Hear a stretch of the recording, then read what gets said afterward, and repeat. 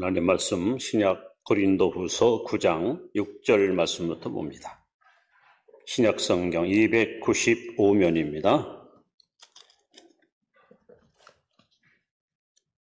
고린도후서 9장 6절 말씀부터 12절 말씀까지 교독합니다.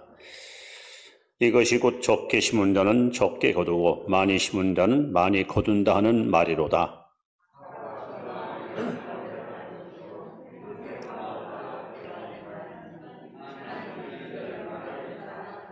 하나님이 능히 모든 은혜를 너희에게 넘치게 하시나니 이는 너희로 모든 일에 항상 모든 것이 넉넉하여 모든 착한 일을 넘치게 하게 하려 하심이라.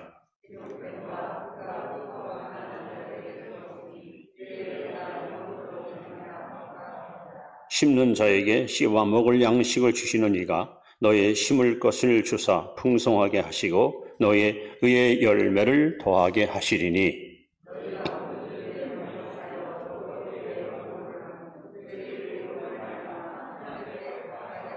같이 봅니다. 이 봉사의 직무가 성도들의 부족한 것을 보충할 뿐 아니라 사람들이 하나님께 드리는 많은 감사로 말미암아 넘쳤느니라. 아멘.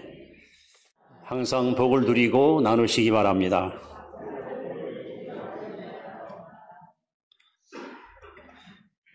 저는 참 꿈이 많은 사람입니다. 기도할 때마다 하나님께서 새로운 비전을 주시고 또 감동을 주시고 주를 위해서 이렇게 살아야겠다라는 어떤 다짐을 늘 갖게 됩니다. 자, 문제는 마음에 품고 있는 꿈은 많고 크고 이루고 싶은 소망은 너무나도 확고한데 이 꿈을 이룰 수 있는 어떤 뒷받침, 어떤 힘이 늘 미흡한 것을 그렇게 누리고 살아왔습니다. 여러분, 신앙생활과 물질은 뗄래야 뗄 수 없는 동전의 양면과 같이 불가분의 관계를 갖고 있습니다. 왜냐하면 하나님이 사람을 처음 지을 때에 창세기 2장 7절에 여호와 하나님이 흙으로 사람을 빚으시고 그 코에 생기를 불어넣으니 사람이 생명이 된지라. 사람은 이게 물질과 영으로 만들어진 존재입니다. 그래서 물질을 떠나서는 절대 사람은 살 수가 없습니다. 그래서 여러분, 개인이나 가정이나 혹은 국가나 영적인 복을 받으면 반드시 물질의 축복이 따라옵니다. 느헤미야 8장에 보시면 수문학 광장에서 학사 에스라가 하나님 말씀을 선포할 때에 회중들이 아멘 아멘 하며 장장 6시간 설교를 듣고 회심을 합니다. 영적 부흥이 일어납니다. 이러면서 경제적인 부흥이 같이 일어납니다. 반면에 아방 때에 이스라엘 백성들이 하나님을 버리고 우상을 섬겨 영적으로 타락하니까 흉년이 와서 3년 6개월 동안 극심한 가난으로 많은 백성이 굶어 죽는 비극이 찾아왔습니다. 영이 살면, 영혼이 여러분 잘 되면 반드시 물질의 복이 따라오는 것이 성경의 원리입니다. 그래서 예수님께서 산상수훈, 특히 마태복음 6장에 보시면 무엇을 먹을까, 무엇을 마실까, 무엇을 입을까 염려하지 마라 하시면서 6장 33절에 너희는 먼저 그의 나라와 그의 의를 구하라. 그리하면 이 모든 것을, 즉 먹을 것, 마실 것, 입을 것을 더해 주시라 하십니다. 저는 여러분들이 하나님 앞에 많은 복을 드리고 살고 있지만 오늘 이 말씀을 들은 이후에 특별히 물질의 복을 많이 받으셔서 하나님 나라 복음운동에 크게 기여하는 그런 축복의 주인공 되시기를 축원합니다. 그래서 오늘 물질 축복의 법칙이라는 제목을 가지고 우리가 어떻게 물질의 복을 받을 것인가, 하나님이 성경에 약속하신 그 언약의 말씀을 여러분 앞에 소개하려고 합니다. 첫 번째, 여러분, 물질 축복의 법칙은 첫 번째 언약의 법칙이 있습니다. 언약의 법칙. 하나님께서 우리에게 주신 약속이 있습니다.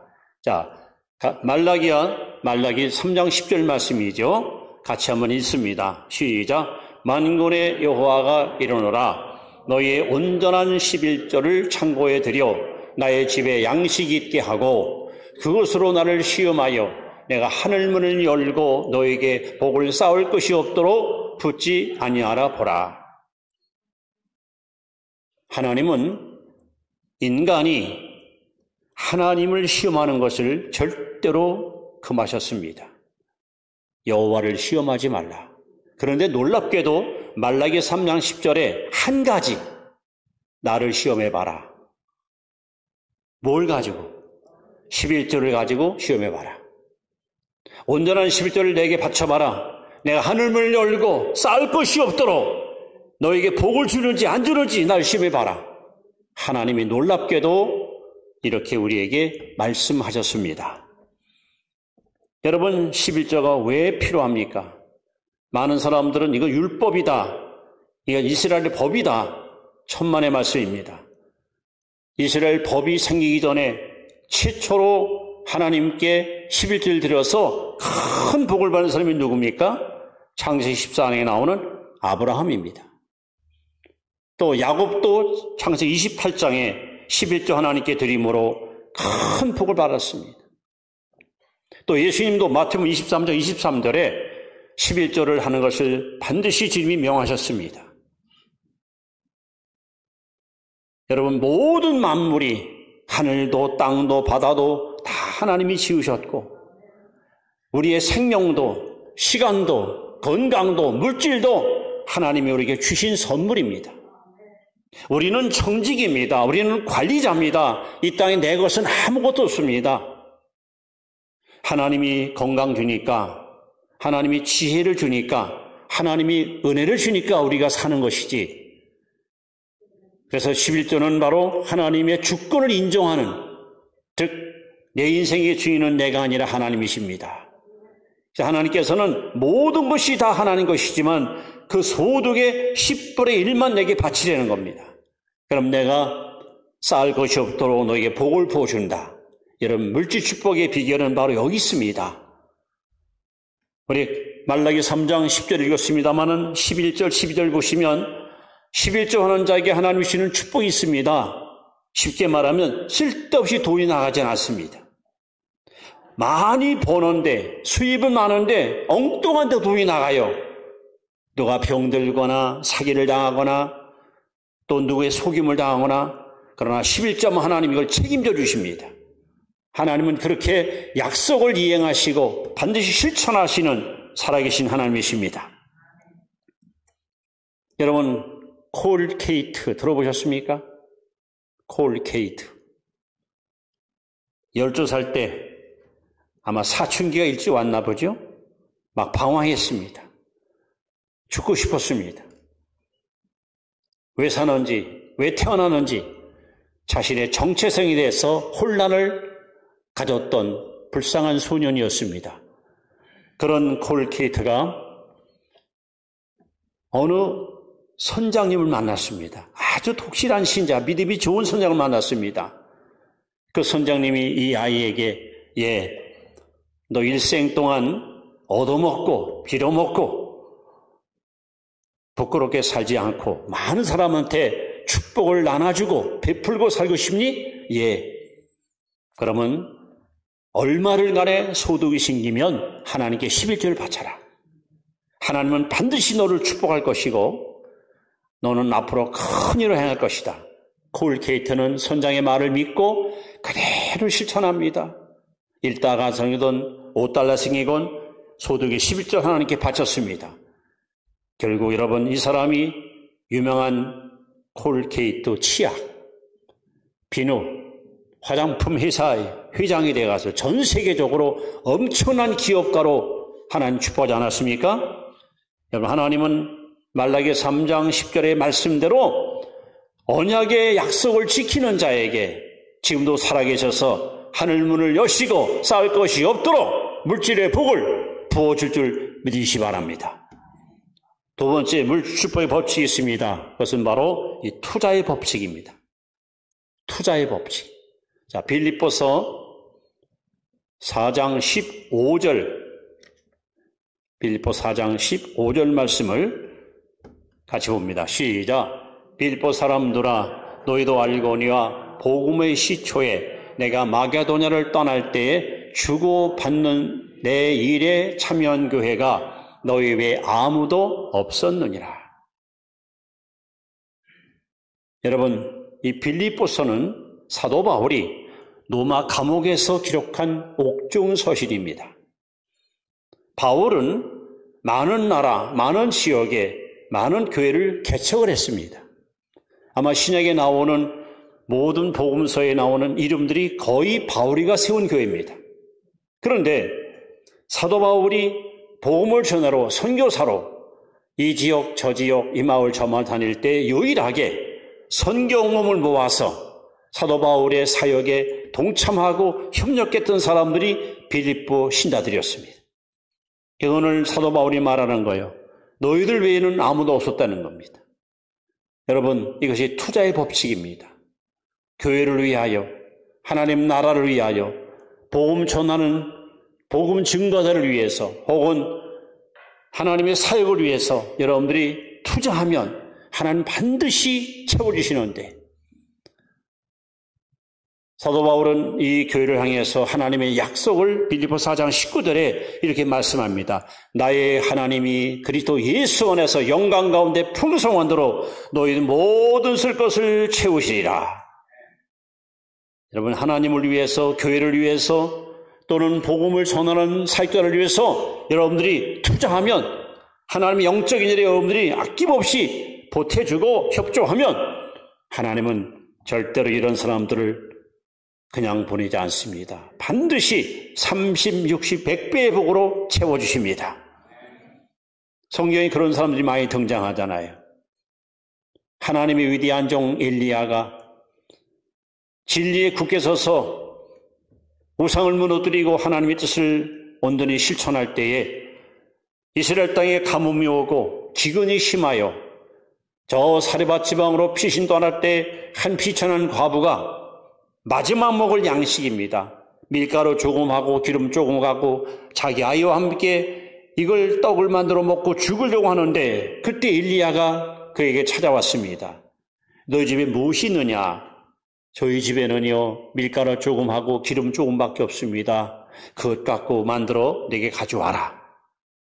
이 여인은 아무런 반항도 없이 정성을 다해서 떡을 만들어 하나님의 종 엘리야에게 갖다 여러분 잘 대접합니다.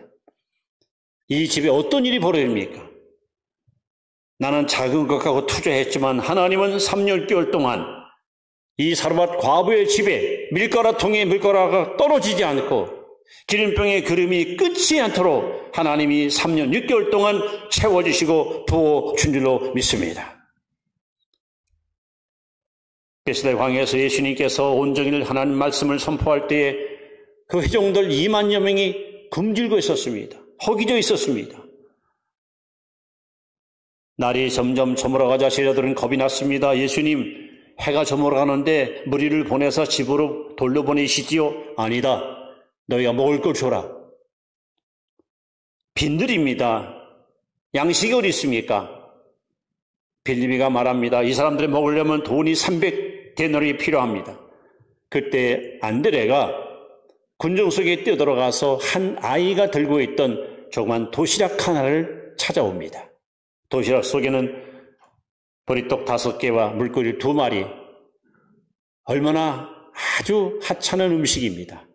이 아이가 예수님께 아낌없이 자기 먹을 몫을 바칠 때에 주님이 이것을 축사하시고 모인 무리들에게 나눠주는데 여러분 놀라지 마세요. 야 2만여 명이 배불리 먹고 12강짜리가 넘친 줄로 믿습니다.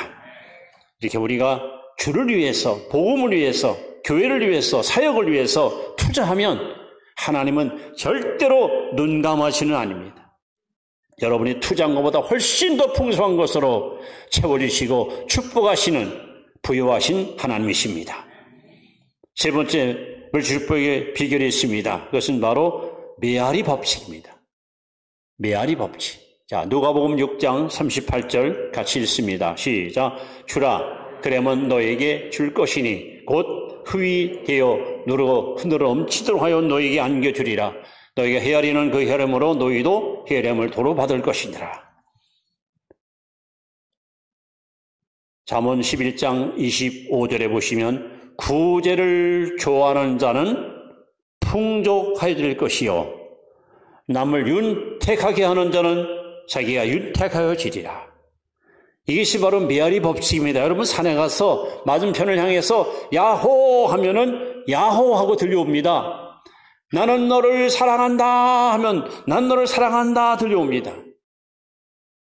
여러분이 남을 행복하게 하고 남을 성공시키고 남에게 용기와 주고 꿈을 주면요 그 복이 내게 그대로 돌아오는 거예요. 이웃을 섬기는 일, 이웃에게 아낌없이 재능을 기부하거나 혹은 심지어 물질이나 언어로 남에게 용기를 주고 꿈을 주면은 여러분 하나님은 반드시 되돌려 주시는 분입니다. 오늘 뭐라고 말씀입니까? 주라. 그러면 너에게 아닐 것이요. 나는 대를 줬는데 하나님은 말로 받게 하십니다. 이 복을 받았던 유명한 사람을 아십니까? 여러분 카네기라고 들어보셨습니까? 카네기. 강철왕 카네기 유명한 인물이죠. 스코틀랜드에 초등학교도 못 나온 일자 무식했던 사람입니다. 이 사람이 강철회사를 설립하면서 세 가지 목표를 세웠습니다. 많은 직원에게 일자리를 주자. 많은 직원의 통장을 갖게 하자. 윤택한 생활을 누리도록 그들에게 복지를 잘 제공하자. 카네기는 돈 벌어서 출세하고 누리고 번성하자는 게 아니라 이 물질을 가지고 많은 사람들한테 행복을 주고 용기를 주고 꿈을 주고 희망을 주기 위해서 그런 목적을 갖고 강철회사를 설립했고 그 설립한 그대로 자기 직원들에게 베풀었더니 이 사업이 날로 번성해가지고 세계적인 강철회사를 여러분 복받지 않았습니까? 또 자동차왕 포드 아십니까? 포드. 이 사람도 자동차를 만들면서 전 세계의 많은 사람들을 편하게 이동할 수 있도록 할 수 있으면 저렴한 가격에 자동차를 만들어서 제공하자.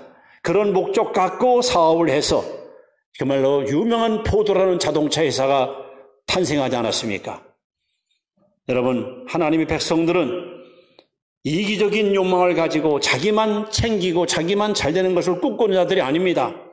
주님의 섬김의 본을 받아서 여러분 이웃들에게 행복을 주고 이웃들에게 성공을 주고 이웃들에게 기쁨을 주고 이렇게 주는 자가 복 있는 겁니다. 세상은 메아리와 같습니다. 여러분이 남에게 악담을 하고 남을 저주하고 남에게 상처를 주면 반드시 그 상처가 내게 오는 거예요. 반면에 내가 남에게 행복을 주고 기쁨을 주면 내게도 더 큰 행복과 기쁨이 찾아오는 것입니다. 여러분이 복 있는 사람이 되기 원한다면 이 메아리와 같이 여러분 입에서 소리 나는 대로 들려오는 거예요. 할 수 있으면 이웃들에게 많은 축복을 여러분 베풀고 사십시오. 예수님께서 지뢰아들을 둘씩 파송하면서 어느 집에 가든지 그 집에 복을 빌라. 주님은 축복을 빌라고 약속했습니다. 우리 그리스도인들은 절대로 우리 입을 열어서 남에게 악담하거나 남을 갖다가 저주하거나 남에게 거짓을 말하는 부끄러운 삶을 살지 말아야 됩니다. 말이라도 여러분 이웃에게 힘과 위로와 용기 주는 말을 여러분 던져주면 반드시 좋은 결과를 얻게 되는 것입니다. 그래서 우리 그리스도인들은 이기주의자가 아니라 이타주의자, 다른 삶의 유익을 구하는 존재, 이것이 바로 그리스도인입니다. 이렇게 성경에 하나님께서 우리가 물질에 축복받는 비결, 바로 언약의 법칙, 12조 하나님 심으면 하나님이 쌓을 것이도록 부어주시고, 투자의 법칙, 하나님 나라를 위해서, 사역을 위해서, 영적인 일을 위해서 여러분들이 투자하면 하나님이 모든 쓸 것을 채워주시고, 메아리 법칙, 남에게 행복을 주고 남에게 유익을 주면 반드시 여러분에게도 30배, 60배, 100배의 미아리가 돼서 그 축복의 열매를 우리가 가슴에 안고 살아가게 될 것입니다. 한 가지 더, 네 번째 물질 축복의 법칙이 있습니다. 이것이 바로 부여의식의 법칙입니다. 자, 고린도후서 8장 9절 말씀 잘 보시기 바랍니다. 자, 읽습니다. 우리 주 예수 그리스도의 은혜를 너희가 알거니와 부요하신 이로써 너희를 위하여 가난하게 되심은 그의 가난함으로 말미암아 너희를 부요하게 하려 하심이라. 여러분, 이 말씀 잘 들어보세요. 예수님은 이 땅에 오실 때에 철저하게 가난하게 태어났습니다. 당신이 태어날 집 한 채가 없었어요. 방 한 칸이 없었어요. 그래서 마을 구육관에서 태어났습니다. 그리고 주님은 이렇게 말씀합니다. 공중에 나는 새도 깃들 곳이 있고 산에 여우도 굴이 있건만 나는 물어둘 곳이 없다. 주님은 철저하게 가난하게 사셨습니다. 예수님의 가난의 극치는 그가 돌아가신 후에 그 시체를 묻을 한 평 땅이 없어가지고 아리마다 요셉의 무덤을 빌려서 주님이 장사를 치렀습니다. 마지막 십자가 위에서 입고 있던 옷마저 다 벗겨서 로마 병정들이 나눠 갖고 벌거숭이로 그렇게 인생을 망하신 분이 바로 예수님이십니다. 왜 예수님께서 이렇게 가난하게 사셨을까? 왜 예수님께서 가난하게 인생을 걸어갔을까요? 하나님 분명히 우리 주 예수 그리스도의 은혜를 너희가 알거니와 부유하신 자라서 가난케 되심은 그의 가난으로 말미암아 너희로 부욕케 하심이라. 즉 예수님은 예수 믿는 저와 여러분들이 부자 되게 하려고, 여러분과 저희 풍요로운 복을 누리고 살게 하려고 주님은 스스로 가난을 선택하신 겁니다. 이 말씀을 여러분이 늘 묵상하면서 여러분 의식 속에 부여의식을 가질 필요가 있습니다. 자, 성경 예를 들어볼까요? 누가복음 15장에 탕자의 비유를 아실 겁니다. 큰 농장을 경영하는 아버지가 있었습니다. 그리고 두 아들을 두었습니다. 둘째 아들이 나이 20살 되기가 성년 되니까 아버지 앞에 와서 당당하게 아버지 상속 주세요. 분깃을 주세요. 아버지는 도말하지 않고 큰아들 장들한테 상속을 나눠줍니다. 둘째 아들이 아버지 돈을 받아가지고 아버지가 보이지 않는 먼 태국 땅으로 도망가듯이 그렇게 주례낭을 칩니다. 돈 있을 때는 친구도 많습니다. 하루하루가 너무 즐겁고 행복했습니다. 그러나 수입은 없고 지출만 많으니 결국 돈 다 떨어집니다. 설상가상 그때 흉년이 왔습니다. 배가 고파 죽을 지경입니다. 굶주린 창자를 채우기 위해서 겨우겨우 취직했는데 돼지 치는 일을 합니다. 그런데 성경 뭐라고 써 있습니까? 돼지가 먹는 일종의 사료인 주엽 열매 먹고자 하나 주는 자가 없더라. 이 지경에 처하자 이 탕자가 이렇게 고백합니다. 아, 나는 여기서 굶어 죽는구나. 아버지 집에는 풍성한 것이 얼마나 많은고. 보세요. 둘째 아들은 비록 불효막심한 못된 자식이었지만 아버지를 어떤 아버지로 바라봤습니까? 풍성하신 아버지, 풍부하신 아버지로 바라봤어요. 그래서 아버지께로 돌아오죠. 돌아왔더니 그 기대만큼 아버지께서는 살찐 송아지를 잡아가지고 큰 잔치를 베풀어서 아들에게 잔치상의 주인공으로 세워주십니다. 자, 문제는 큰아들입니다. 한 번도 아버지 명을 거역한 적이 없습니다. 그야말로 효자입니다. 그날도 아침 일찍 들에 나가서 온전히 일하고 저녁 늦게 집으로 돌아오는데 늘 적막하던 집안에 풍악 소리가 들리고 시끄러운 웃음소리가 막 들립니다. 뭐야? 뭔 일이지? 하인이 뛰쳐나오니 분들님 빨리 가보세요. 야, 뭔 일이 있니? 둘째 들으님이 들어왔구만요. 주인 마님께서 너무 기쁘셔가지고요 잔치를 벌이고 살찐 송아지를 잡고 지금 너무너무 행복해 하십니다. 큰아들이 화가 납니다. 대문 앞에서 들어오질 않습니다. 지금 몸이 지쳐 있습니다. 배고픕니다. 힘이 없습니다. 낌새 같은 하인이 들어가서 주인에게 이 사실을 고합니다. 아버지가 대문 밖에 나오더니 얘네 왜 서 있니? 네 동생이 돌아왔어. 살아왔단 말이야. 하고 들어가자. 큰아들이 뭐라 하는지 아십니까? 아버지! 내가 여러 해 동안 아버지를 섬기며 아버지의 명령을 거스릴 일이 없거늘 나와 내 벗을 위해서는 염소 새끼 한 마리도 안 잡아주면서 아버지 재산을 갉아먹은 저 탕자 동생 저놈을 위해서 살찐손을 잡아주다니 이게 말이 됩니까? 불효막심한 둘째 놈은 잔치의 석상에 앉아 살찐 고기를 뜯어먹고 있고 하루 종일 일했던 효자였던 큰아들은 대문 밖에서 쫄쫄 끄고 서 있습니다. 무엇이 두 형제의 운명을 갈라놓았습니까? 아버지에 대한 기대입니다.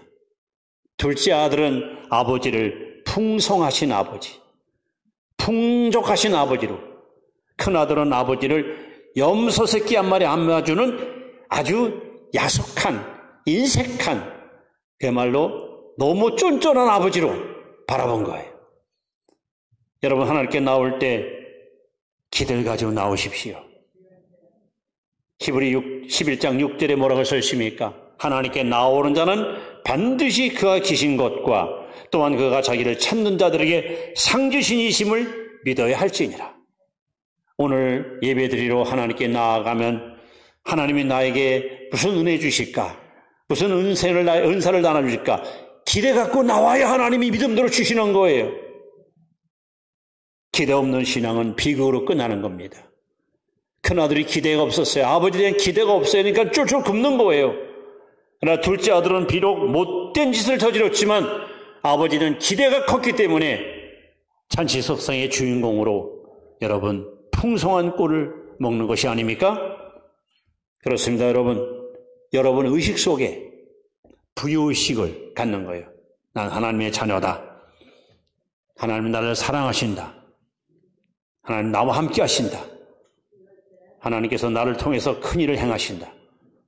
나는 반드시 성공할 것이고 이 성공을 통해서 하나님의 영광을 드러내고 하나님의 뜻을 이룰 것이다. 이런 의식을, 특히 아까 읽은 고린도 8장 9절 말씀, 예수님이 가난해졌으니 나는 당연히 부해야 됩니다. 예수님이 철저히 가난하게 사셨으니 나는 주 안에서 반드시 풍요로운 삶을 누리고 살아야 됩니다. 이렇게 성경의 물질 축복을 받는 법칙을 하나님께서 이렇게 자세하게 우리에게 말씀해 주었습니다. 여러분, 하나님께서 천지 창조할 때에 만물을 다 지어놓으시고 나서 마지막 날 사람을 지었습니다. 또 사람을 지을 때 먼저 몸을 지으시고 그 속에다가 영을 불어넣어서 사람이 된 겁니다. 사람은 물질을 떠나서는 생존할 수가 없습니다. 물질을 따라서는 절대로 살 수가 없습니다. 그러면 여러분이 영이 살면 반드시 물질의 복도 따라오는데, 그래서 성경이 뭐라 말합니까? 영혼이 살림과 같이 범사가 되려며 강건한 복이 주어지는 겁니다. 저는 여러분들이 하나님 앞에 이 약속과 이 법칙을 잘 실천해서 큰 물질의 복을 받아가지고 하나님의 뜻을 이 땅에 실현시키는 일에 큰 이익을 감당하는 그런 승리의 주인공, 축복의 도구로 쓰임받기를 바랍니다. 우리는 복을 받아야 됩니다. 힘이 있어야 됩니다. 그래야 남에게 나눌 수 있고 베풀 수 있고 섬길 수 있습니다. 여러분, 이상과 현실은 절대 여러분 같지 않습니다. 저도 꿈이 있지만 이걸 실현시키려니까 너무 제한적에서 많습니다. 바라겠는데 여러분들이 복을 많이 받아가지고 저를 도와주시면 제가 더 힘있게 열심히 이 땅에 하나님의 뜻을 실천하는 일에 최선을 다하면서 일하기를 다시 한번 다짐합니다. 오늘 주신 이 물질 축복의 법칙을 여러분들이 삶 속에 잘 적용시켜서 여러분 하는 일마다 형통한 복을 받고 오늘부터 여러분의 삶 속에 지금 누리는 것보다 30배, 60배, 100배 복을 누리고 사는 복의 그런 축복의 통로가 되시기를 주 이름으로 축원합니다. 축원합니다. 기도하겠습니다.